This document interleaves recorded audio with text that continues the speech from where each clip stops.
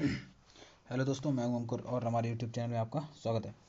तो आज हम लोग करने जा रहे हैं कौन से पेपर का सॉल्यूशन, टेक्नीशियन ग्रेड 3 का, जो 24 तारीख को सेकंड शिफ्ट में सॉल्यूशन हुआ था। ठीक है, सेकंड शिफ्ट पेपर हुआ था, तो उसके मैथ का सॉल्यूशन करेंगे, जो कि यूज़फुल है। अभी हाल ही में जो अपने RPF एंड ग्रुप डी के एग्ज़ाम आएंगे उनके लिए बहुत ज़्यादा यूज़फुल है। ठीक है, ओके, टाइम वेस्ट ना करते तो फिर शुरू करते हैं क्वेश्चन से। पहला क्वेश्चन है, PQR एक टंकी को 9, 18 और 12 घंटे में भर सकते हैं। वे टंकी को भरने का काम शुरू करते हैं। P पहले घंटे, Q दूसरे घंटे और R तीसरे घंटे पर टंकी को भरता है। तो टंकी भरने तक यह चक्र जारी रहता है। इस प्रक्रिया में काम को पूरा होने में कितने घंटे लगेंगे? तो ठीक है, P जो है वो करता है 9 घंटे में, Q करता है 18 घंटे में, R करता है 12 घंटे में। तीनों का एलसीएम कितना होगा? 36, 9 4 जा 36, 18 2 जा 39, 12 3 जा 36। कह रहा है कि P पहले घंटे, Q दूसरे घंटे, यानी कि पहले घंटे ये पहले की P करेगा यानी कि 4 क्षमता से पहले घंटे, Q दूसरे घंटे यानी दूसरे घंटे काम होगा 2 की क्षमता से, और तीसरे घंटे R यानी कि तीसरे घंटे काम होगा 3 की क्षमता से। इसका मतलब 3 घंटे में काम होगा 4 2 7 9, यानी 3 घंटे में 9 काम होगा। हमको काम कितना करना है? 36, यानी 9 में तो फिर हम 4 का मल्टीप्लाई कर देंगे, 36 काम हो गया। तो यहाँ 4 का किया तो यहाँ भी 4 का करना पड़ेगा, तो 3 4 जा 12, यानी हमें 12 घंटे लगेंगे। ठीक है, नेक्स्ट क्वेश्चन पे चलते हैं। 16, 20 और 24 का HCF। अच्छा, तो 16, 20 और 24 का HCF। ठीक है, तो 16, 20, 24 इनका 4, यहाँ भी 4, तो ये आंसर हो गया, 4 ही आपका HCF हो गया। ठीक है, ओके, कौन सा व्यंजक सही है? देखो यहाँ पे व्यंजक कौन सा सही हो, छोड़ो, ये फॉर्मूला एक इसका ट्रिक जो होता है वो ऐसे याद कर सकते हैं लोग कि MD लिख लो, फिर MN लिख लो, और फिर तीनों का फुल फॉर्म MDN लिख लो। MD फॉर मोड, मोड यानी कि होता है आपका बहुलक। ठीक, MN for mean, mean means होता है आपका माध्य, MDN मीन्स होता है मीडियन, मीडियन मीन्स माध्य का। और 1 2 3 पहले के बीच में प्लस, दूसरे के बीच में इक्वल। तो यहाँ से हम लोग अपना जब आप सॉल्व करोगे तो ये आ जाएगा, लेकिन यहाँ से कि मतलब कि आपका बहुलक बराबर होता है, फॉर्मूला क्या होगा यहीं से निकला, बहुलक बराबर होता है 3 इंटू माध्यिका माइनस 2 इंटू माध्य। ये फॉर्मूला होता है, तो ये वाला आंसर होगा। ठीक है, फर्स्ट वाला। नेक्स्ट क्वेश्चन पे चलते हैं। Sine theta upon 1 minus cos theta plus 1 minus cos theta upon sine theta. तो एलसीएम ले लेते हैं। एलसीएम क्या आ जाएगा? 1 minus cos theta and sine theta, okay, cross multiply, तो इधर sine theta into sine theta sine square theta plus 1 minus cos theta का whole square, तो sine square theta plus 1 square यानी 1 plus cos square theta minus 2 cos theta upon नीचे क्या होगा? 1 minus cos theta and sine theta. ठीक है, तो sine square theta plus sine square theta क्या हो जाएगा? 1 प्लस 1 2 माइनस 2 कॉस थीटा, यानी कि यहाँ से 2 कॉमन ले लेंगे तो अंदर बचेगा 1 माइनस कॉस थीटा अपॉन नीचे क्या है? 1 माइनस कॉस थीटा और sine theta. 1 minus cos theta 1 minus cos theta चला गया, 2 अपॉन साइन थीटा क्या होता है? 2 कॉसेक थीटा। ठीक है, नेक्स्ट क्वेश्चन पे चलते हैं हम लोग। एक व्यक्ति 4% की हानि पर एक शर्ट को 960 में बेचता है। ठीक है, और 960 में बेचता है ये, और 20% लाभ पर स्वेटर को 840 बेचता है। तो निवल हाथ या लाभ या हानि। ठीक है, 4% हानि यानी उसने किसी चीज़ को 96% पे बेचा होगा। 96% का मतलब 960, यानी तो फिर इसका CP क्या होगा? 10 बार कट गया तो 100 की वैल्यू कितनी आ जाएगी? 1000।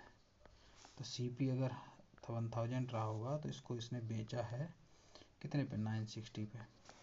दूसरा कह रहा है 20% लाभ पर स्वेटर को, यानी स्वेटर को उसने 120% पर बेचा है। 120% इक्वल टू 840, 12 1% इक्वल टू 7, तो 100% इक्वल टू 700। इसका मतलब इस स्वेटर का CP 700 रहा होगा, तभी उसने इसको 840 पे बेचा होगा। तो CP दोनों का मिला के 1700 हो जाएगा। 0 8 6 4 10 9 8 17 और 1 18। तो उसका निव्वल लाभ यहाँ नहीं तो फिर लाभ ही होगा, कितना होगा, 100 रुपये का। इनके बीच का गैप कितना, 100 रुपये, तो 100 रुपये का लाभ। ठीक है, नेक्स्ट क्वेश्चन पे चलते हैं। चावल का मूल्य गेहूं के मूल्य से 30% कम है, तो गेहूं का मूल्य चावल के मूल्य से कितने प्रतिशत अधिक है। इधर राइस लिख देते हैं, इधर वीट। कह रहा है 30% मतलब 3/10, यानी कि गेहूं अगर 10 है तो चावल आपका 7 है। 3% का 30% कम है, तो कह रहा है कि गेहूं का मूल्य चावल के मूल्य से कितने प्रतिशत अधिक है। तो 3 अधिक है किससे, 7 से। मल्टीप्लाई 100, 300, 7 4 जा 28, 2 बचा 0, 7 2 जा 14, 42% वाला एक ही ऑप्शन है। ठीक है, नेक्स्ट क्वेश्चन पे चलते हैं हम लोग। नेक्स्ट क्वेश्चन, कौन सी अभाज्य संख्या नहीं है।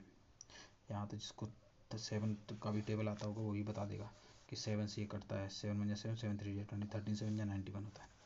ठीक है, यहाँ कोई बड़ा आंसर नहीं था कुछ। नेक्स्ट क्वेश्चन पे चलते हैं हम लोग।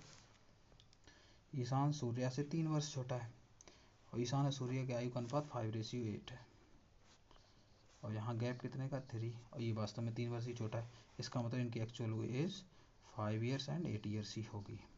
सूर्य की पूछी है तो सूर्य की बड़ी वाली एज है, यानी कि 8 ईयर्स। ठीक है, नेक्स्ट क्वेश्चन पे हम लोग चलते हैं। नेक्स्ट हमारा क्वेश्चन,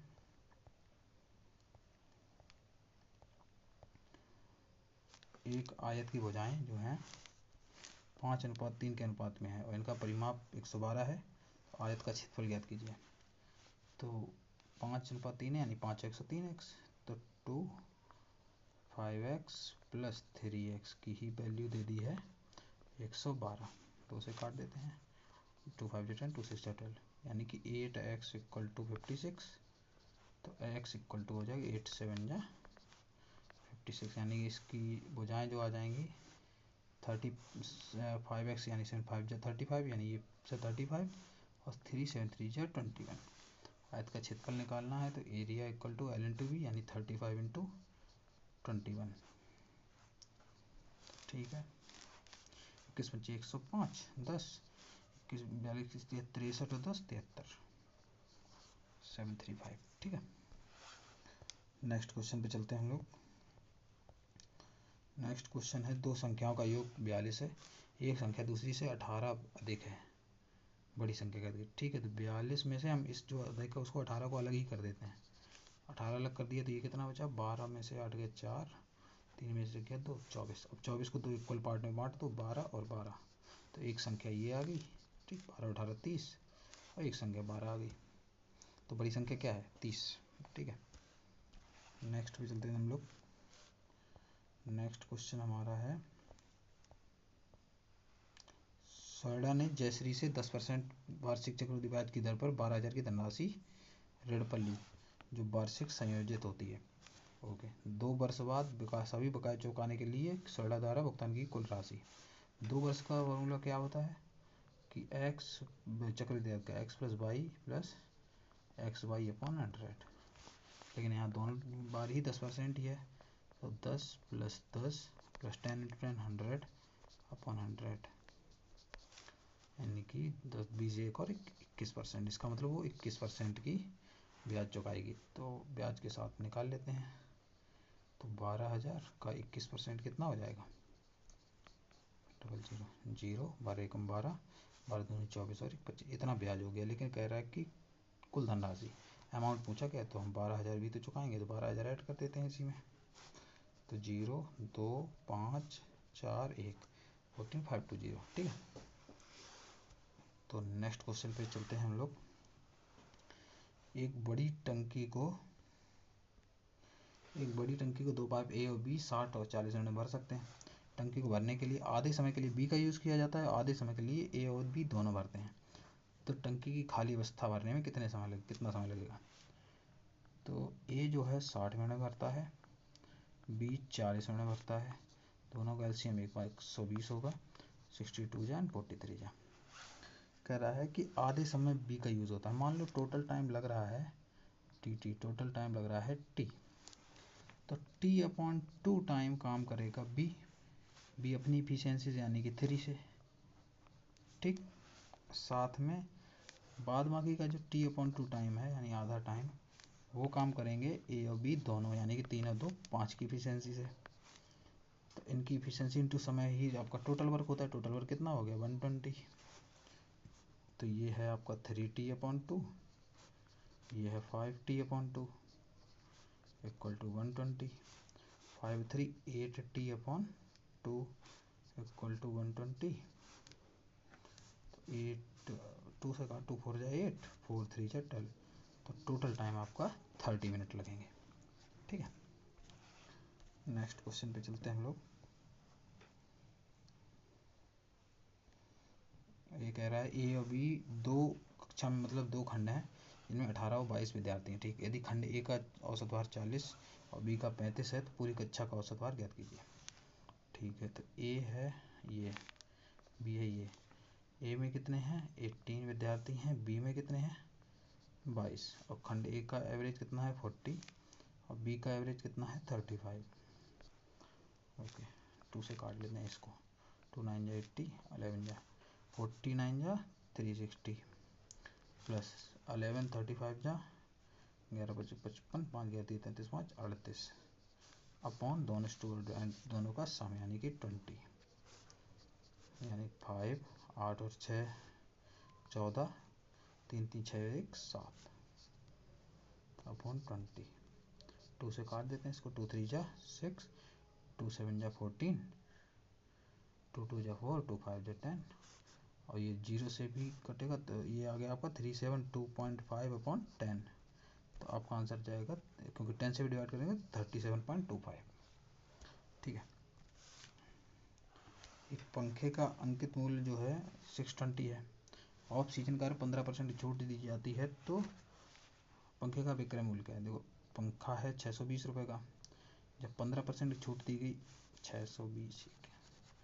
620 रुपये का 15% छूट दी गई, इसका मतलब उसको बेचा गया है 85% पे। 85% मतलब 85/100, ठीक है। 0 से 0 काटते हैं। 5 1 जा 5, 5 7 जा 35, 5 2 जा 10, 2 3 जा 6, 2 1 जा 2, 31 इंटू 17, 17 1 जा 17, 52, 5 2 7, ठीक है। नेक्स्ट क्वेश्चन पे चलते हैं। 2019 में अमिता की आय 21,000 थी, हर वर्ष 10% की वृद्धि मिलती है, तो 2021 में उसकी आय क्या होगी? 2019 2021 2 साल बढ़ी, यानी 21,000 थी। 10% का मतलब क्या होता है? 1/10। पहले साल वो 10 में से 10 में 1 बढ़ गई, 11/10 हो गई। फिर अगले साल फिर 11/10 हो गई। तो ठीक है, 2 0 कट गए। 210 इंटू 121, तो 121 को 21 से मल्टीप्लाई कर लेते। 21 से कम 21, 2 21 42 2 44 4, 21 में 21 से 4 25, यानी 02541, 25,410 रुपये हो गई इसकी, ठीक है। नेक्स्ट क्वेश्चन पे चलते हैं। a + 1/a बराबर 7, तो a² + 1/a² क्या होगा? तो यही होता है हमारा, क्या कहते हैं, फॉर्मूला क्या होता है? a + 1/a इक्वल टू, अगर p दिया है तो a² + 1/a² होता है p² - 2। अगर a³ + 1/a³ निकालना है तो हो जाएगा pq - 3p। अगर हमें इसकी ज़रूरत है तो 7 का स्क्वायर -2, 49 - 2 47, ठीक है।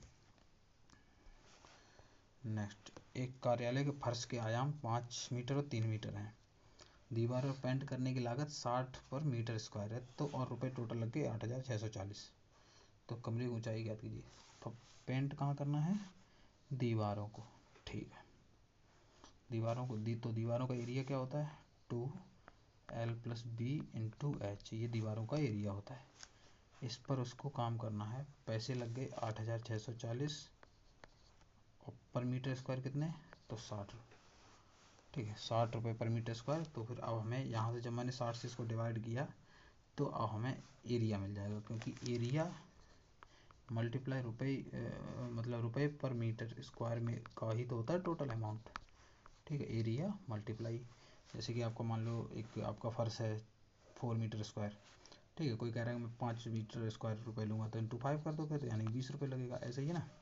तो एरिया इंटू रुपये पर मीटर स्क्वायर ही तो आपका टोटल अमाउंट बनता है, तो हम उल्टा कर दे रहे हैं, area equal to total amount upon R per metre square.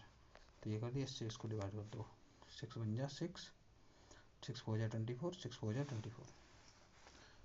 तो 2l प्लस बी, एल भी कितना दिया गया 5, और क्योंकि फर्श से दिया है तो लंबाई चौड़ाई होती है, तो 5 + 3 इंटू एच इक्वल टू 144।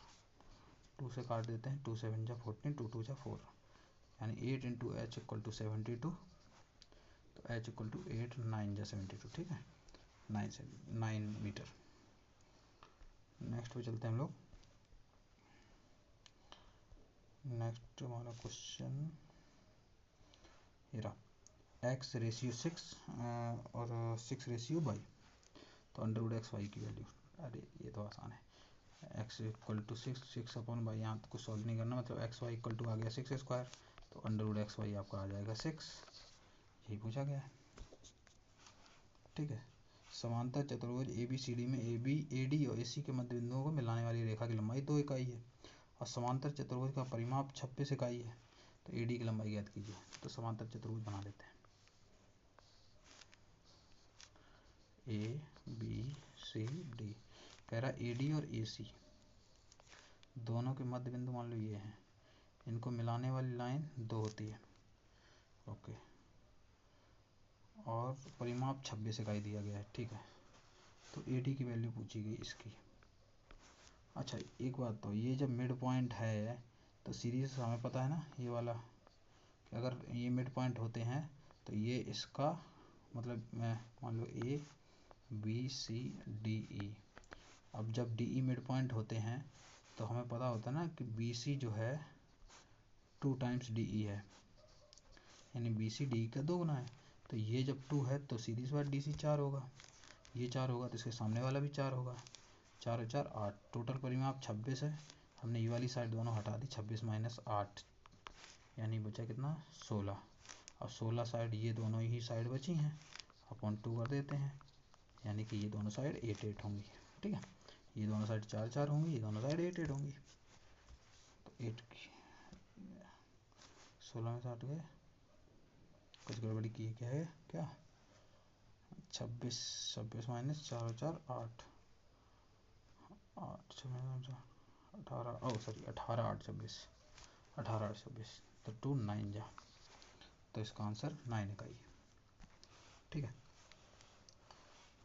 क्रमशः 125 मीटर 165 मीटर लंबी 2 रेलगाड़ियाँ 80 किलोमीटर प्रति घंटे की चाल से और 65 किलोमीटर प्रति घंटे की चाल से विपरीत दिशाओं में चल रही है, दोनों रेलगाड़ियों को मिलने के क्षण से कितने समय में एक दूसरे को पार करेंगे। एक दूसरे को पार करने का मतलब, एक दूसरे को पार करने का मतलब अपनी डिस्टेंस कवर करेंगी, उनकी खुद की डिस्टेंस कितनी 125 प्लस 165, और क्या पूछा गया है दोनों क्षण से कितने सेकेंड, यानी टाइम पूछा गया है, टाइम सेकेंड में पूछा गया है, तो डिस्टेंस अपॉन स्पीड, स्पीड विपरीत चल रही है तो 80 प्लस 65 ऐड हो जाएगा, लेकिन एक बात है ये किलोमीटर प्रति घंटा है तो इसको मीटर पर सेकंड बदलने के लिए 5/18 कर देंगे, ठीक है, नीचे वाला 18 ऊपर चला जाएगा, तो 125 प्लस 165 कितना हो जाएगा 16 2 18 290, ठीक है, अपन 8 से 145 इंटू 5 इंटू 18, 145 दूनी 290, 18 दूनी 36 अपॉन 5, ठीक है, 5 7 35 5 दूनी 10, 7.2 सेकेंड लगेंगे, ठीक है। नेक्स्ट क्वेश्चन पे चलते हैं हम लोग। वह सबसे बड़ी प्राकृत संख्या कौन सी है जो किन्हीं 4 प्राकृत संख्याओं के गुणनफल को पूर्णतः विभाजित करती है।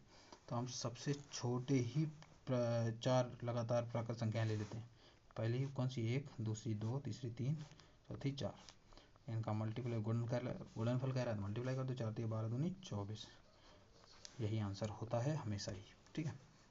बाद बाकी अगर हम इससे बड़ा लेंगे, मान लो हम ले लेते हैं 2 3 4 5, ठीक है, इनका मल्टीप्लाई कर लो, 3 दूनी 6, 24 पंचे 120। 120 को सबसे कौन सी सबसे बड़ी संख्या जो इनको पूर्णतः विभाजित करेगी, सबसे बड़ी संख्या, तो एक यहाँ तो 120 करेगी, लेकिन कोई भी 4 की बात की है तो हम यहाँ से करेंगे, मतलब हम 1 से भी ले सकते हैं जो, और यहाँ पे ऐसा बोला गया कि जो हमेशा पॉसिबल हो। तो जब 1 2 3 4 का मल्टीप्लाई 24 आ गया तो ना इसको 120 तो कर नहीं सकता, और 6 और 12 सबसे बड़े नहीं है, फिर 24 ही सबसे बड़ा है, तो 24 ही डिवाइड करेगा। ठीक है। नेक्स्ट क्वेश्चन, ए और बी के बीच मध्य अनुपात 6 है, कौन सा युग्म ए और बी का मान हो सकता है?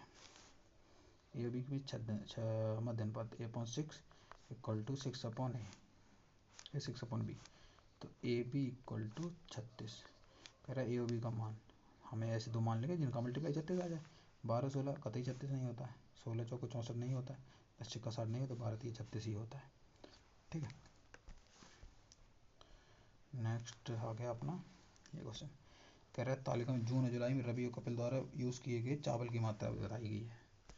ठीक है, तो क्वेश्चन है जून और जुलाई महीने में रबी और कपिल द्वारा यूज़ किए गए चावल कुल मात्रा के बीच डिफरेंस, अंतर। तो रवि 12 9 21 यूज़ करता है, 21 किलो, कपिल 10 8 18 किलो यूज़ करता है, यानी 3 किलो का डिफरेंस है। ठीक है। नेक्स्ट क्वेश्चन में 6084 का वर्गमूल क्या है? ओके, इस क्वेश्चन में देखो हम लोग लास्ट नंबर पहले तो उठा के देख लो, लास्ट नंबर किस में 4 आ रहा है। अगर 2 का स्क्वायर करेंगे तो लास्ट का 4 आएगा। ठीक है। 8 का स्क्वायर करेंगे तो 8 8 64 लास्ट का 4 आएगा। 4 का लास्ट 6 आएगा, 6 का लास्ट 6 आएगा, इसका मतलब ये दोनों तो कतई नहीं हो सकते। अब 82 होके रह गया और 78 रह गया।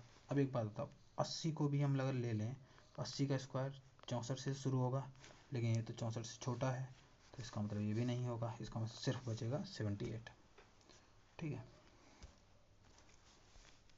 अब ये आगे यदि 1 स्क्वायर 2 स्क्वायर 3 स्क्वायर और 2 स्क्वायर इतना है तो इनका पूछा, तो ठीक है हम लिख लेते हैं 3 square plus 6 square 9 square plus dot dot dot 30 का स्क्वायर। इनमें से हम 3 स्क्वायर कॉमन ले लेते हैं, तो यहाँ 1 स्क्वायर बचेगा, यहाँ 2 स्क्वायर बचेंगे, यहाँ 3 स्क्वायर बचेंगे, और यहाँ 10 स्क्वायर बचेंगे। 3 का स्क्वायर 9 और 1 स्क्वायर, इसकी वैल्यू क्या दी गई 385, तो 9 अपने 45 और 72 4 76 7 29 27 7 34 3465। नेक्स्ट क्वेश्चन 100 नंबर, एक निश्चित धनराशि साधारण ब्याज पर 2 वर्ष में 1400 और 5 वर्ष में 2000 हो जाती है। ओके, यानी कि यहाँ मैं लिख ले रहा हूँ 2 ईयर्स, यहाँ 5 ईयर्स, दो यहाँ पे 0 ईयर्स, मतलब प्रिंसिपल वैल्यू P। ठीक है। 2 वर्ष में 1400 हो गई, 5 वर्ष में 2000 हो गई, इसका मतलब 3 ईयर्स में 600 बढ़ गई, साधारण ब्याज पे है ना। 3 ईयर्स में 600 बढ़ गई, तो 1 ईयर में कितनी बढ़ेगी? सीधी सी बात है 200 बढ़ेगी। तो 2 ईयर्स में 2 ईयर्स में 2 ईयर्स में 400 बढ़ेगी, इसका मतलब यहाँ से यहाँ जाने के लिए 2 ईयर्स लग गए, तो यहाँ भी वैल्यू 400 बढ़नी चाहिए, तो ये 1400 होगी, सीधी बात प्रिंसिपल वैल्यू 1000 रही होगी। अब कह रहे 1000, अब 1000 और इस पर 1 वर्ष कितनी बढ़ रही है 200, यानी 1 वर्ष में 200 बढ़ रही है 1000 पर, तो यही तो उसका CP आ गया। ठीक है। और मल्टीप्लाई बाई 100, 2 जीरो से 2 जीरो चले गए, 1 से 1 चला गया, यानी कि 20%। ठीक है, तो ये हो गया हमारे क्वेश्चन, ये हमारा कंप्लीट हो गया। तो मिलते हैं नेक्स्ट वीडियो में, होप कि ये सॉल्यूशन पसंद आए होंगे। ठीक है। अभी अब जल्दी ही CGL SSC के जो 2025 में एग्जाम होंगे उनके लिए अभी CGL के क्वेश्चन की प्रैक्टिस कराना शुरू करूँगा। ठीक है, तो मिलते हैं नेक्स्ट वीडियो में। Okay, bye bye.